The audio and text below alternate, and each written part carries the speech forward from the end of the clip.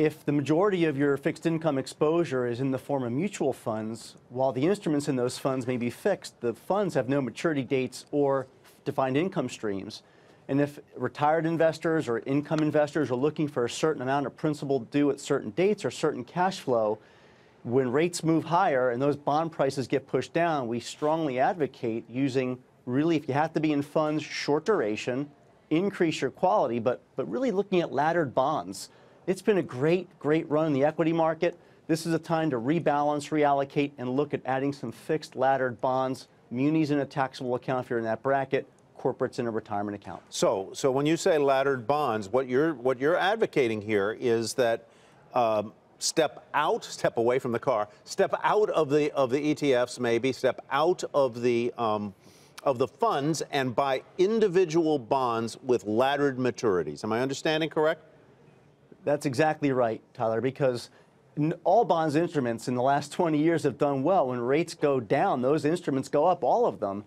But when rates start to move up, that puts that pressure on the price of those bonds. And while you might be getting more income from those mutual funds, if you have a requirement or a need for a certain amount of principal at certain times, the bond will give you that. The bond fund does not. Michael, let me ask the same question. That do you agree in the main with what Greg just said there? What should I do with bonds in my portfolio, assuming I have a diversified portfolio of stocks and fixed income?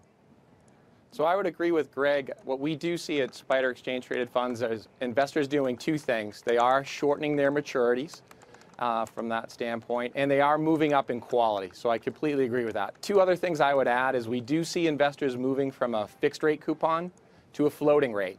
So as interest rates move higher and the Fed continues on this kind of journey to raise rates or normalize rates, as they raise those rates on a floating rate instrument, we see those resets get reset at a higher rate. Michael, go ahead. Yeah. Oh, and so from that standpoint, we see that. And then we also see some more folks moving into shorter term cash instruments where now yields are a bit more competitive to where they have been over the last few years. So some folks are putting more money in cash as well.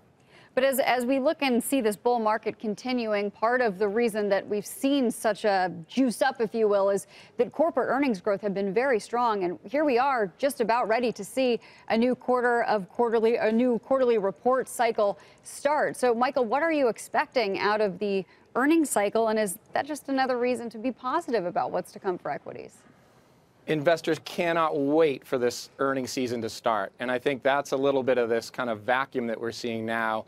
We're hearing about rising tensions with China. We're hearing about Italy, trade discussions, kind of the chaos in Washington. I think investors are eager to get refocused on earnings, and they're going to be quite strong. So I expect that earnings per share growth will be more than 20% for the third consecutive quarter. Both technology and healthcare sector returns, although they've been under pressure lately, earnings expectations for those sectors of the market have been rising since June. So there's still a number of reasons to be bullish about this market.